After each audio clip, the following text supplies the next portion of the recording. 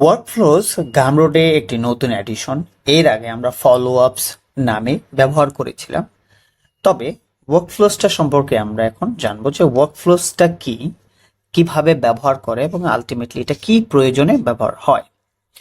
ওয়ার্কফ্লোজ হচ্ছে কেউ যখন আপনার একটা কাস্টমার আপনার কাছ থেকে একটা প্রোডাক্ট কিনে, তখন সে আপনার কাছ থেকে কোনো কিছু এক্সপেক্ট করতেও পারে। যেহেতু কাস্টমার আমাদের একটা প্রোডাক্ট কিনেছে, আমরা তাকে একটা থ্যাংক ইউ নোটস দিতে পারি।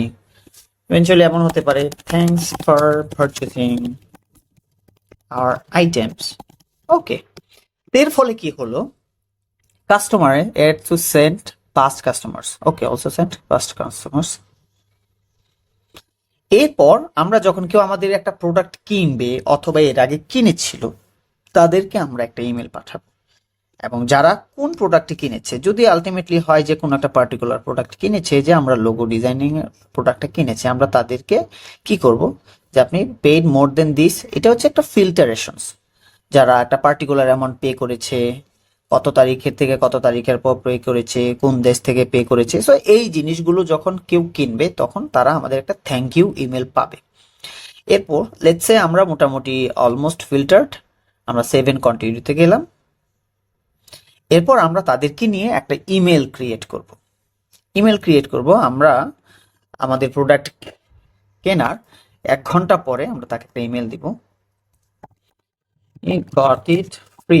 তার মানে আমাদের একটা পার্টিকুলার প্রোডাক্ট কেউ যদি ফ্রিতে ডাউনলোড করে, আমরা তাকে লিখে পাঠাবো যে তুমি এটা ফ্রিতে পেয়েছো, প্লিজ ডোনেট নাও। তো আমরা তাকে কেউ যদি ফ্রিতে প্রোডাক্ট কিনে থাকে, আমরা তাকে ডোনেশন করার জন্য একটা লিঙ্ক পাঠাতে পারবো।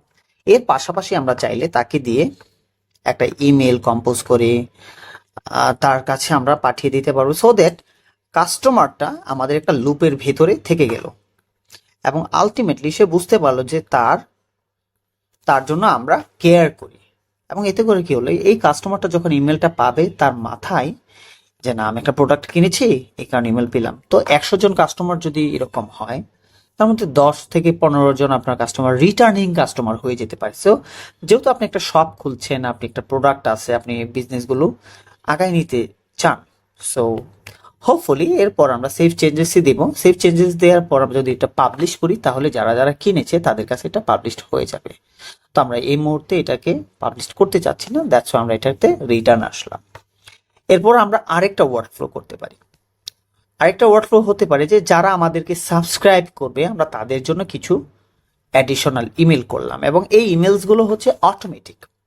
কেউ যদি আমাদের মেম্বারশিপ ক্যান্সেল করে, আমরা তাকে এমনভাবে বুঝালাম যে আপনি ক্যান্সেল করেন না, আপনি যদি ক্যান্সেল করেন আপনি এই জিনিসগুলো শিখতে পারবেন না। So that's another thing. তো আশা করছি আমরা গামরুট থেকে আমাদের অডিয়েন্সের সাথে অটোমেটেড লিঙ্ক, রেফারেন্স, একটা কোলাবোরেশন, একটা কমিউনিটি বিল্ড করতে পারবো এবং এর ফলে আমাদের বিজনেসটা হয়ে যাবে অটোমেশন। সো ওয়ার্কফ্লো ফিচার্সটা যারা প্রোডাক্ট এখানে অলরেডি নিয়মিত দিচ্ছেন, তারা আরো বেশি করে দেওয়ার চেষ্টা করবেন এবং এখান থেকে বোঝার চেষ্টা করবেন। এবং ওয়ার্কফ্লো ফিচার্সটা আপনার একটা বিজনেস ডেভেলপমেন্টের জন্য সব থেকে বেশি গুরুত্বপূর্ণ।